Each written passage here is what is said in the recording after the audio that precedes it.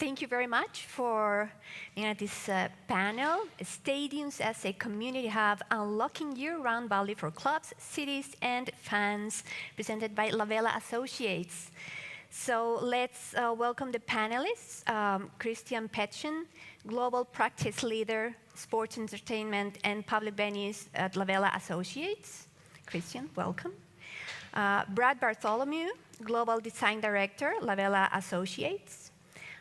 Peter Marlett Jr., Founder and President of Buffalo Pro Soccer, the UCL Championship. Dario Sala, Co-founder and CEO, Sports Performance Hub at the Miami FC Project. And Amanda Moura Petersak, I hope I pronounced that probably, if I pronounced it very badly. It's difficult for me also to say my own name. Yeah, probably. Until Moura, it's okay. I have to say, former professional soccer player, like until a week ago, right? Yeah, so right there. And COO at Legia Ladies in Poland. So welcome, everyone, and thank you for being today at this session. And Christian, let's start. What does it mean for a stadium to serve as a community hub, and why is that so important nowadays? Well, it's very relevant today because stadiums can't really be just a place for a single sport. Nowadays, they need to be something that can be multi-sport, that can also serve the community. So have everything from concerts to, food festivals, farmers markets, art walks, and, youth academies. And, become a place that is actually relevant 365 days a year that then creates trust with the community. And it becomes something that's not only a symbol of identity and culture for them, but something that becomes very believable, that it's adding value and actually an asset for them. And Amanda, as a player, because once a player, always a player. As a player in club executive, what does community-centered infrastructure look like, especially for women's football? Well, first of all, good morning, everyone. Thanks for coming. We really believe that the basis of women's football is the same sport as men's football, but at the same time is different. And we need to understand that women consume the sport in a different way. We are more interested in family-friendly gatherings. We are more interested in the merch. And we want to be connected. We don't want to come to the matches just to watch the match itself. We really want something else. So as you can see on the back on the slides, those are the activations we did at the main Lega Stadium. We were able to have the main stadium for ourselves, and we played the Pink October. Before the match, we made a debate together with some Polish companies, with the Lega Foundation, and we increased the awareness of women, how to, touch really their breasts and make the checkup on the cancer. Right after that, we played the match in pink. Brands like Adidas recognized that this is the right move to do, so they did us the pink jerseys. So it all shows that we need to consume this football and represent it on a different way to attract the people, no matter the level you play, because we're still on the second tier of competition in Poland. I just want to, you all know this, but if you want to jump in with any remark on top of what everyone else is saying, just don't wait for me to give you the floor, just let's keep the conversation flowing. Of course, to make a stadium a community hub, design and architecture is super important. And Brad, what are the key design strategies when creating a stadium that operates as a community hub? Well, I think first and foremost, you mentioned stadium sort of serving the community, and that's important. But I think where we start as designers is actually with the community. I think that's sort of the best and sort of the most important thing that you can do. The stadium becomes a very positive result and contributor to the community, but if you really focus on the community, and that's what we do, you're not just sort of thinking about ways to enhance a stadium or an experience at a stadium, but what we do is we'll actually, in the very beginning, meet with the local community, the culture, understand the culture, meet with the supporters, the owners, and really get an understanding of what they may need in their community. And if we can then create a place that represents them, reflects them, but also is something that serves the needs that they have, it actually supports obviously the attendance and the experience at the stadium itself, but even larger, we can create an environment that serves the community 365 days a year. So you're seeing a project here that we delivered recently, and it's a beautiful stadium, and we opened it up, and an amazing experience. But it really started with understanding the community. This was actually previously kind of a downtrodden area, and really in need of a lot of things. But we were able to tie into, there's a school nearby, so there's programs both with the school and the field. They actually use the pitch for a number of different events related to the school. There's a series of experiences and environments that we created within the stadium proper and in the surroundings that are there and can be used 365 days a year. So things like, even though it's on the water, it was not an area that was really used much. It was actually the site of an old power plant, so it wasn't the place that people were strolling by the water so much, but in removing that and sort of creating this really nice river walk, we're promoting sort of physical fitness and things of that nature for the community. And then likewise, we have spaces like a food hall that are serving multiple different types of sort of local foods and drinks and things of that nature. Additionally, we have all of the suites and the club spaces that we have are actually not just used on match or event days for kind of a higher level or a premium area, but they're actually places where you can conduct business throughout the week, so offices and meeting spaces and things of that nature. So, and even just the concourse in general, the way that we've developed this is that it's an open concourse, so you can literally move through the stadium and never lose sight of the pitch. And there's something that's really powerful, I think, about that even on that, even like last night when we were out on the pitch here, there was something very cool and memorable, at least for me, I know. I won't forget that. And so even being able to use that and activate that and not actually be competing on the pitch, I think there's just something unique and special about that. So those are the things that we kind of focus on, and we're passionate about it. And it's kind of, if you love what you do, if you're passionate what you do, you never work a day in your life. That's kind of how we feel about places like this. We can just create something that serves the community and literally transforms the culture and the environment. Christian, how do you balance the different interests of stakeholders when building a stadium as a community hub? Actually, the Rhode Island FC project is actually a very good example that he was talking about. It became the infrastructure of the community, both for entertainment and like as a public venue as well. And it was very important because these projects are very complicated. You need to have the funds, you need to get approval from the community, you need to have the city that's invested in it, so you have to get the mayor and the city commissioner and everybody else involved. So this concept of the community hub actually is a win-win for everyone. So I would say that the secret is alignment. So we start early and we work with, the investors, the club, the community, and the city, and we hear all of their voices from the beginning, and we make sure that they're all aligned. And once you're aligned, what you're going to get is you're going to get kind of a trust that this is not something becoming something that is exclusive, but it will become something that's actually a community asset. And of course, when clubs are pursuing this kind of stadium, this kind of facility, they are looking for community engagement. And Peter, what motivated you to prioritize community value in your stadium project, and how did that affect your approach? Well, for starters, I'm building this stadium and this club in Buffalo, New York, which is where I'm from. I grew up here. I'm 36 years old. I have probably spent 22 of those years in Buffalo. So it's home. It's very important to me.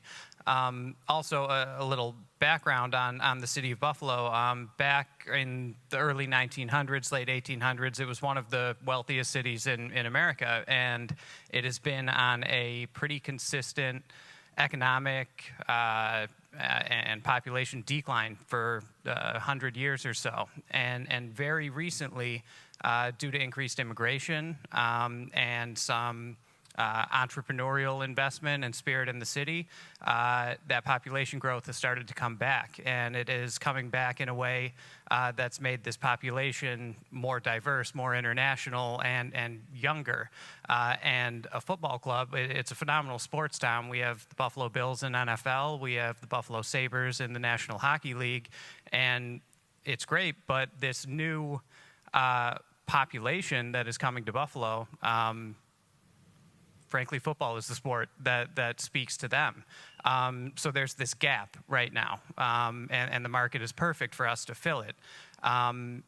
So this stadium, there is also, due to this population decline and everything else that I was talking about for so long, we have our NFL stadium, and then from an infrastructure standpoint, there's very little in terms of spaces to host large to medium-sized events.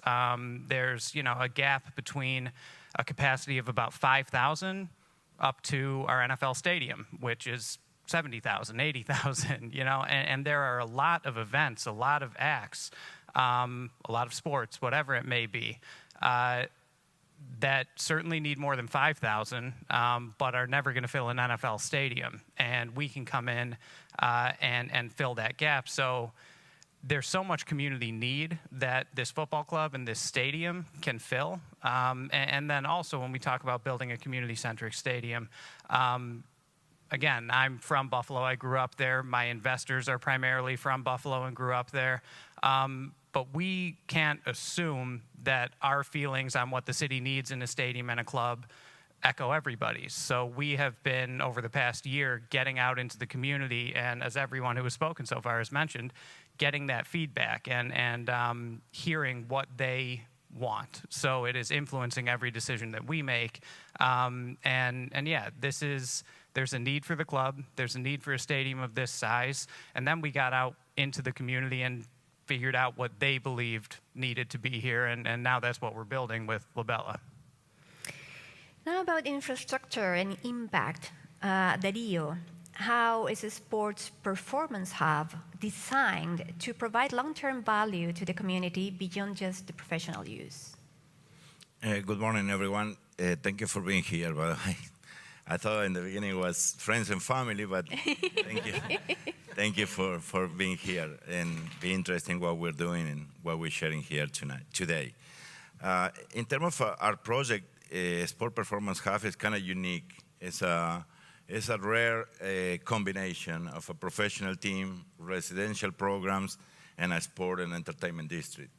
I think we all agree on that. There is no many combination in where you have teenagers living 24/7 through the school year, and then you live in the same environment with a professional team, Miami FC. Coming soon, the Miami FC women's side as well. So what we're trying to achieve in this sport and entertainment district with this kind of infrastructure is what they've been telling you about 24/7 living body area and engaging the community at every level, at every time, or any time during the day, during the weekends. So for us, it was a big challenge, but I had to thank Brad and Christian, to be honest, to bring this vision to life, and how you guys can see in the screen. It's something that they speak our language. I played professional sport for 18 years, become entrepreneurial for the last 15 years, and having to team up with architecture firm like Labella, make more efficient our life, but also they really understand the game. They speak football, they are specialists, and I think that they take our vision to a different level, and that's, well, thank you, Chris, and thank you, Brad, about that. It sounds really great. It looks fantastic. I cannot see from here, like the presentation, but it's fantastic, especially the apartment complex next to the stadium. I bet it's made for fans. We also gonna have the opportunity to bring our professional player, coaches, sport executives, teachers, school. We have the school there, the school center. We have an open gym, a high performance training center. This is a one-stop shop for the entire community. What we try to create is an element in the landscape that provide you 5 minutes away. There is a big community there, 150,000 people living there, that they only have NASCAR, only the race. And they open 6-7 times a year. So imagine the cities and people who is interested in this kind of project, we can even exchange practices and experience because the cities have to open up to this opportunity for the community and embrace the private investment and use that private investment for many benefits that the community can get. Amanda, women's football is developing very quickly, but there are not many stadiums exclusively built for women's teams. So what specific features are most needed in stadiums designed to support women's clubs at a high level? Well, I think first of all, to answer this question, I want to go back to what Dario said. Well, he's from Argentina, I'm from Brazil. Here we go, like two. Yes, two weeks. Right next to each other. we love each other. And we hate each other. Pele is better. But jokes apart, it's really, I think, it's the perspective of what America can give a benchmark to the whole world. I know for most of the people looking in here, the designs look amazing, but you may not understand or have a correspondence to that if they are not real. And what you're talking about here is not just the architectural aspect, it's the culture. It's the culture that, and also in Poland, even though I'm Brazilian, I work in Poland, is trying to transform this and make people aware of building this culture. What are the values? Can the football club be just them playing the match? And now I can get to your question when we look into the United States, because that's where the first still debate, you know, you have the example in Kansas City, for example, they are just starting to. Women's football in general is a process. It's a process that people need to understand. That comes, Julie Urman, president of Angel City FC, said something that for me it's amazing. It's called patience capital. Maybe for the financial people this is not a good phrase, but it does explain that you will get your return on investment. We just need to remember how much money was infused in men's football, how much the fact that football clubs are not profitable. Right? And we need to understand that it's a cycle. You give the right investment, you increase the quality of your product, meaning the entertainment of the match. You have quality players, a quality match, but you also have a quality experience. Everybody's in the stadium maybe for the first time to watch your women's team, so you need to embrace them. And then you have more supporters, more sponsors, and then the cycle goes on. Talking about specifically the needs of a women stadium build, we are talking about, you know, more family-friendly areas, maybe a babysitting room. Who thought about that? I'm a mother. I retired 5 days ago, but for 2.5 years I've been playing and leaving my son at home with my husband. Wouldn't it be amazing if I could bring him to the match with me? Have a babysitter taking care. In the US, those are practices that have been for 20 years happening, right? So how about we talk about women-made locker rooms that, you know, are, it's funny to say, but we've been to some matches that we don't have a disposal for our tampons. We go to toilets that don't have trash. They don't think about our needs, right? And what we're gonna do as women. Right? So it's like those small details that make the perfect different situation. And moreover, I stress the fact that for women's football, you shouldn't be worrying just about the product on the field.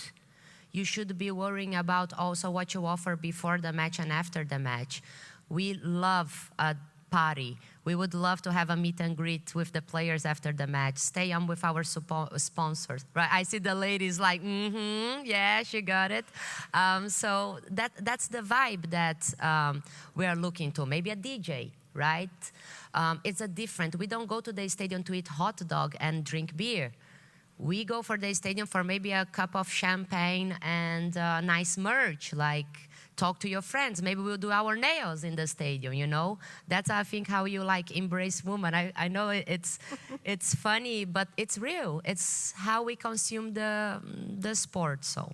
Yeah, I want to jump on that because we created the Women's Cup 5 years ago. I'm a big believer of women's football.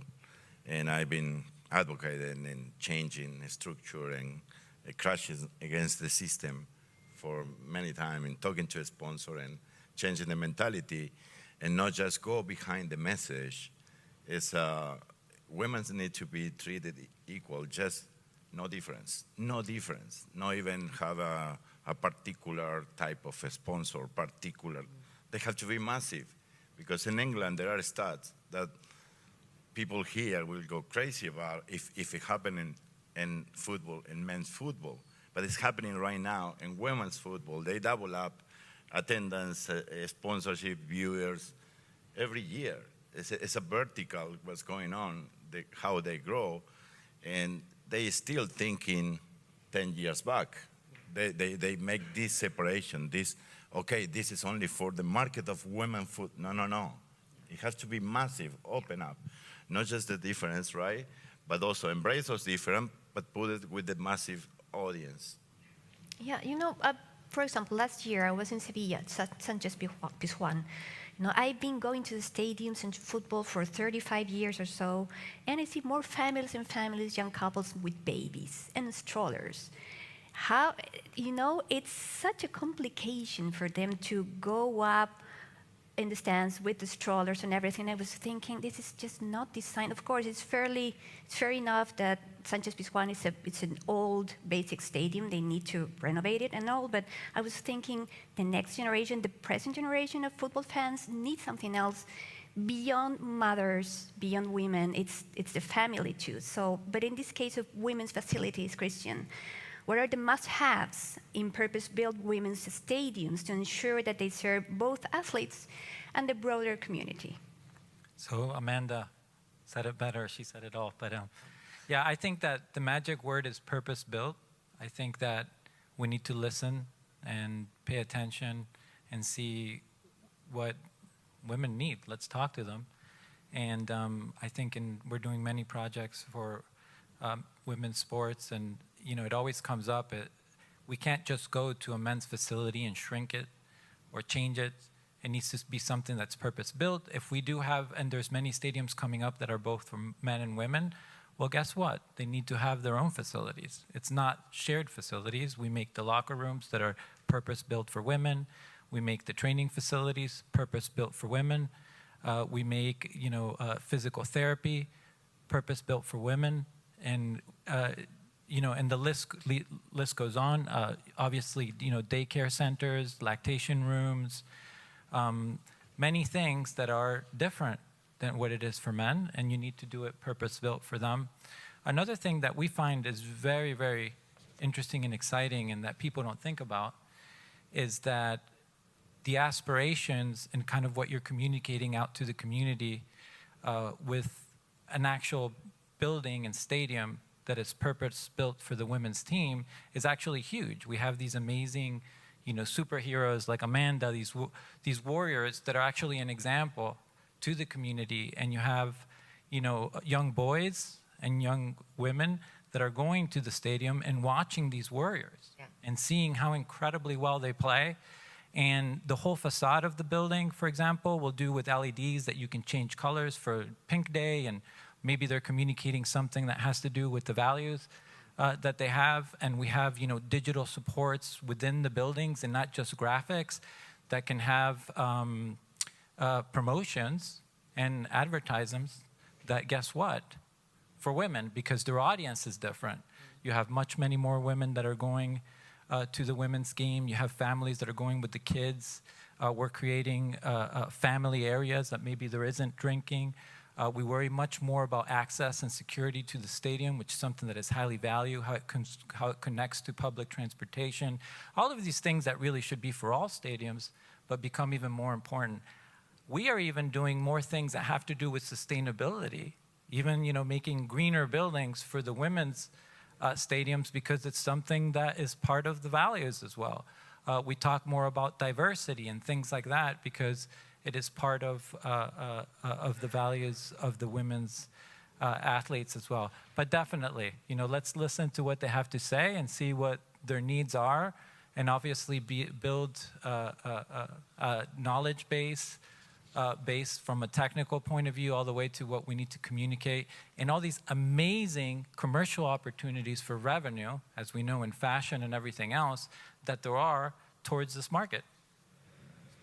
Especially Europe and United States can be the one showing the direction. South America, as you know, in South America, for example, to have a professional team for women, the federation have to penalize the team who doesn't have a professional women's side. That's true. Which is really? They need to pay a fine. So this is how far behind we are in South America, meaning they need to pay a fine. Or if you're River Plate or Boca Juniors in Argentina, if you're champion of your league, if you don't have a women's team, you don't go to the Champions League. So the federations are trying to make the teams understand, but the people who is running those teams have to be a natural thing to create women. It's going on. In Colo-Colo in Chile, they bring 7,000 to 9,000 people to the stadium. Tigres every game. Also. Tigres. Tigres. Last final in Mexico, last championship game has more viewers than MLS final. If I can add something in here, it became viral. I don't know if you guys are familiar with the baby in the La Bombonera. Ah, yeah. Boca Juniors. Yeah. In Boca Juniors. So this is the perfect example, the passion that can come from young age. This is like the representation of what we've been talking about, right? So what are the values we're gonna give to this baby? And just to add on, it's also very important to understand this is not a war, and this is not a feminist movement. It's about being together.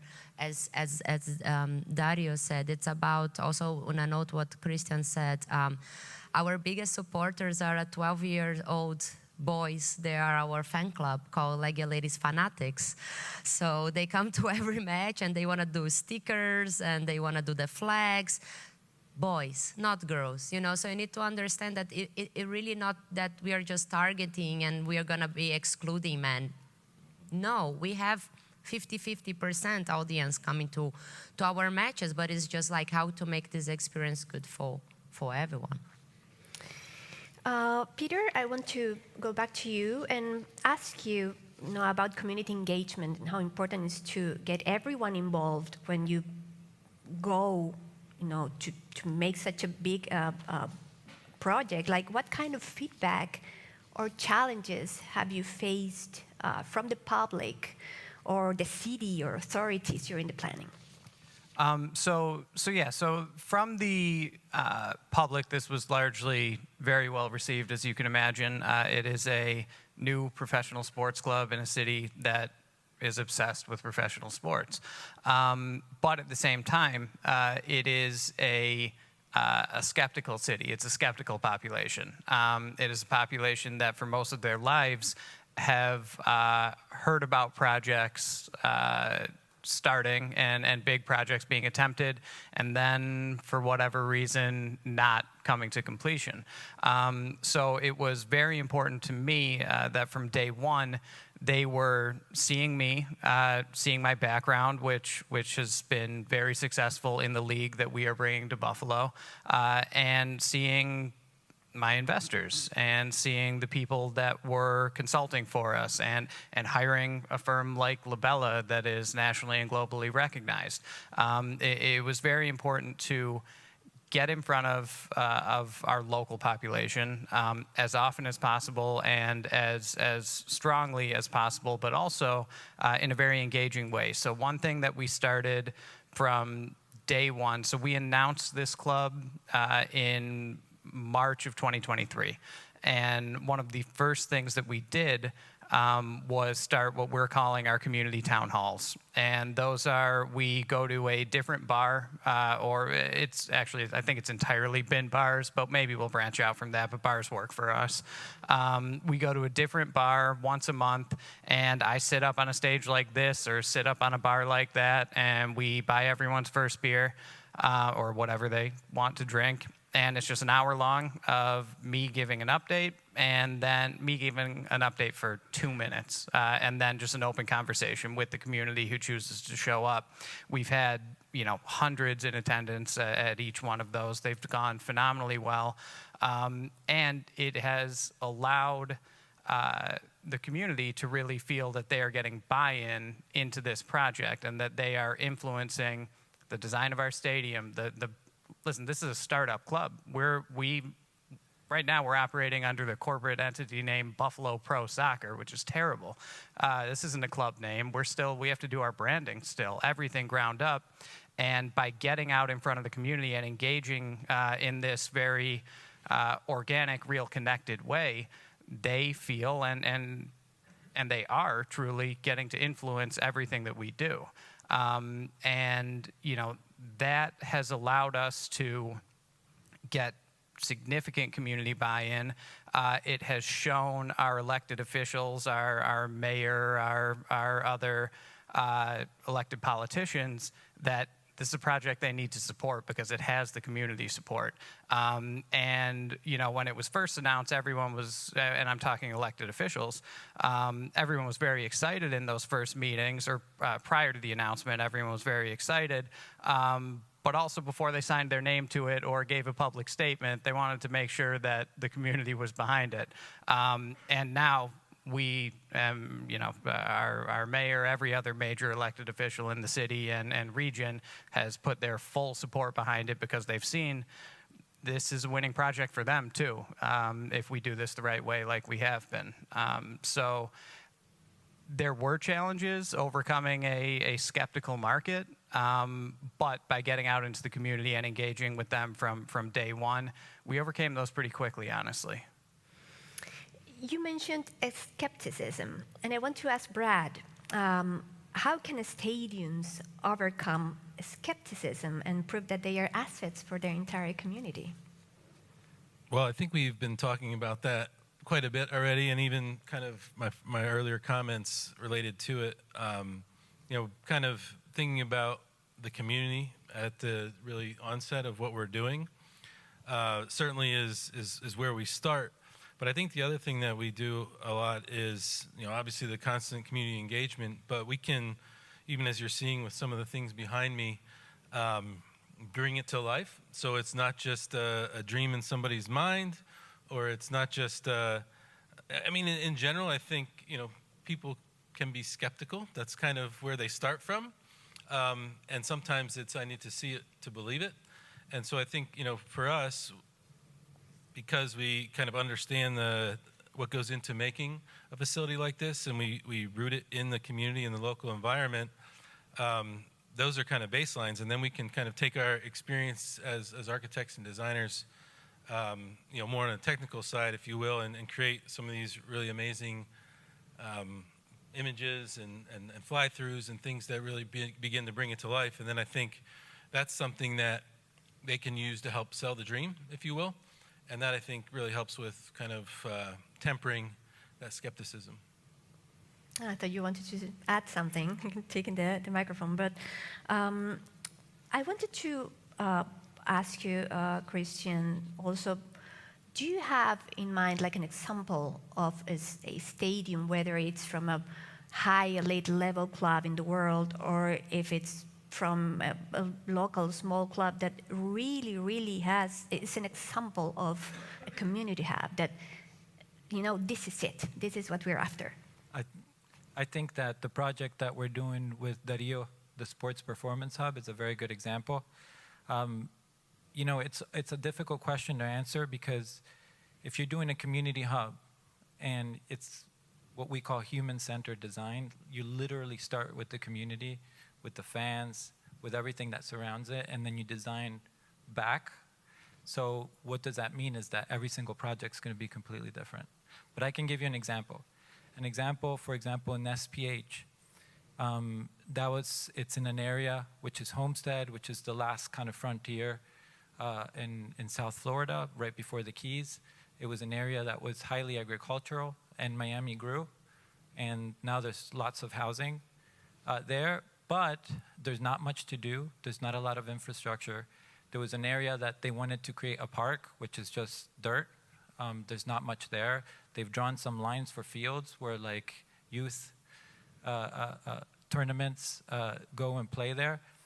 And what we did was we went through a negotiating period with the mayor, with the city commissioner, with the community. And in an original drawing that a different architecture firm had done that had created a park there, they had a community building.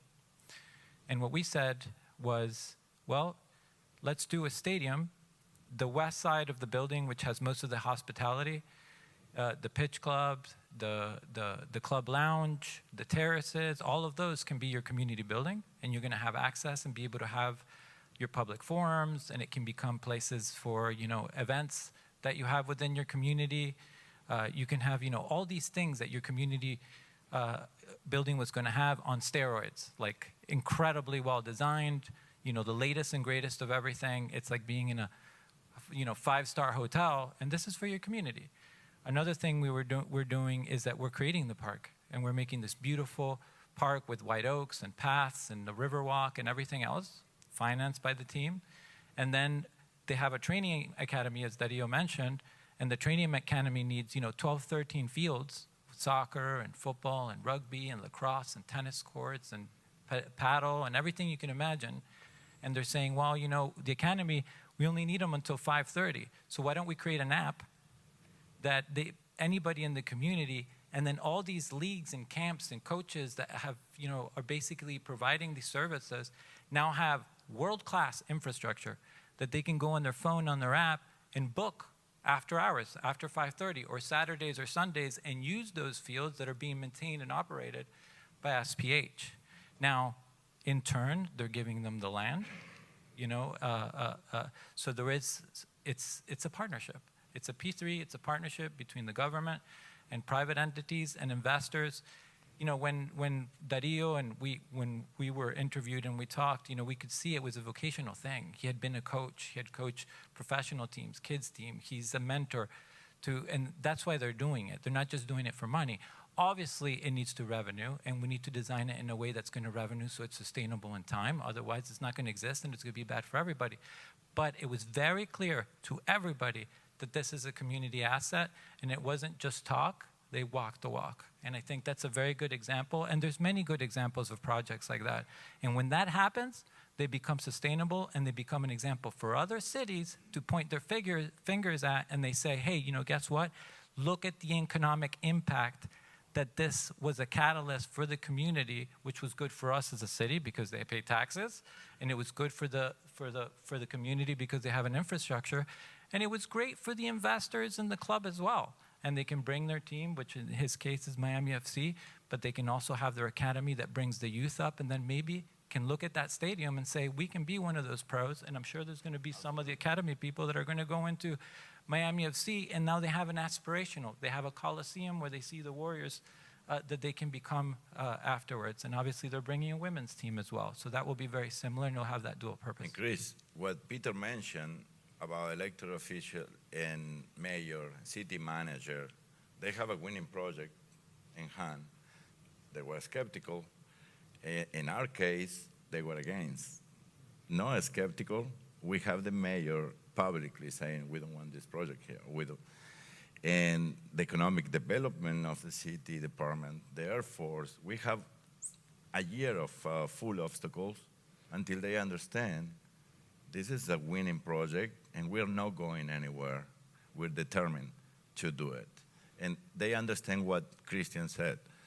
The vision was through the vocation and the legacy attached with the education piece, was also bringing the professional team to an area that Miami grows rapidly in the last 5 years, 10 years. In that area, they built thousands of houses with no entertainment, with nothing to do. So it took several meetings with mayors, city commissioners to understand what direction of this was going. One that they buy into, the sky is the limit for private investors. I don't know in Europe, but I think those cases that we're talking is totally replicable. I don't know how It's, yeah, you can replicate, and you can replicate in relevant Europe. Absolutely. We have the same. And my company actually, some of our clients are here from Valencia in Spain, and we have in Italy and Rome several cases like that with academies that cover the needs for the residential program, but also welcoming the outside people and covering their needs during the weekend, during the week, and attached to the educational piece. I think that's the model that we promote, and the cities, the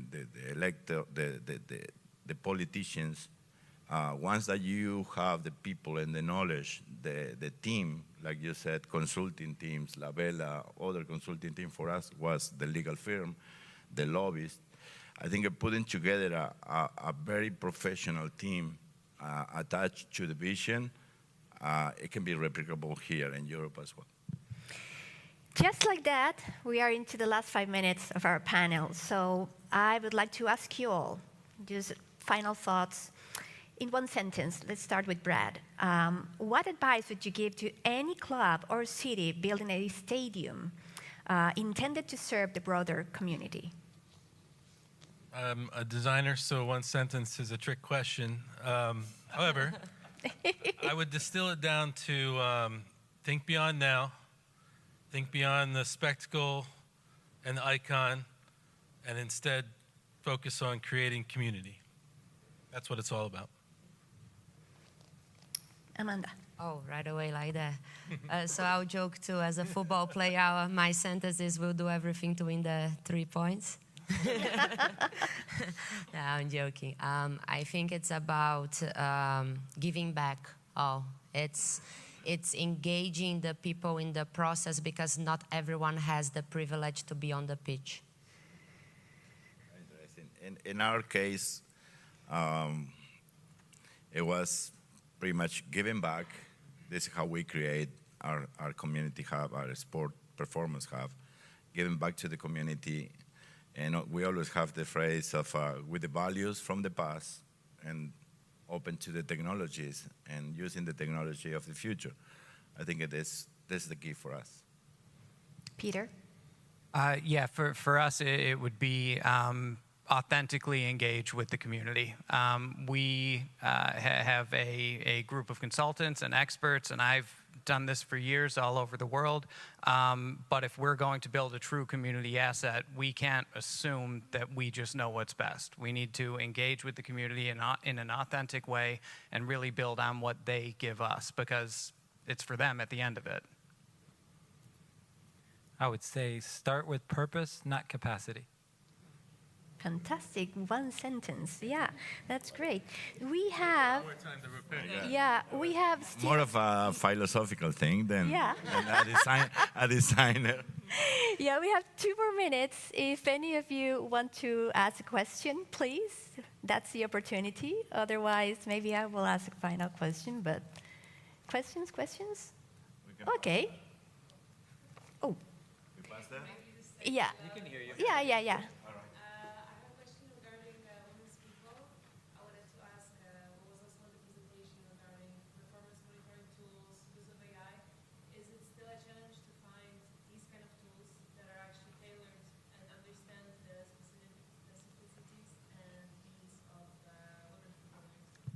Okay, great question. I think there is no research whatsoever in the market. We know that there are some people making pledges now to research the high level of injuries in women's football, more ACL tears than ever. Some people say it's related to the menstrual cycle, but we cannot prove that. So as, for instance, in Legia Ladies, for 1.5 years, we've been tracking our menstrual cycle of our players, which is really innovative for clubs in Europe to do so. So every day after the practice, the girl need to say how they feel after the training and which day of the menstrual cycle they are in, and then the coaches are able to distribute the training accordingly. But you are right, there are no many tools to help us gather this information in one place and distribute it properly to give the market the research that we are looking for, right? I think everybody right now is at the stage of giving those metrics.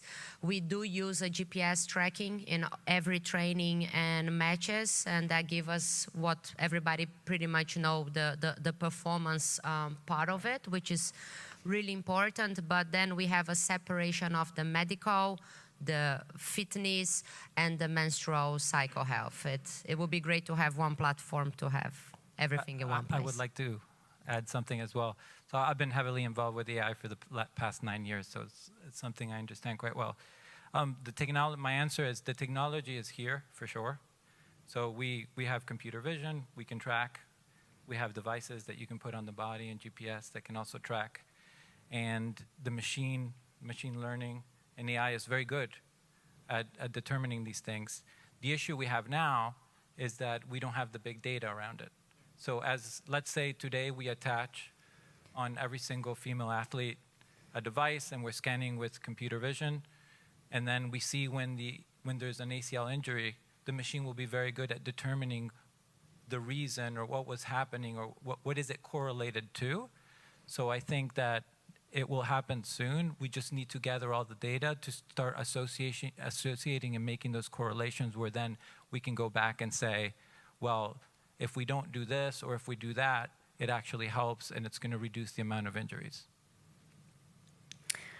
Okay, thank you very much, Christian Petchen, Brad Bartholomew, Peter Marlett Jr., Dario Sala, and Amanda Moura, for this really interesting and insightful panel about the stadiums as a community hub.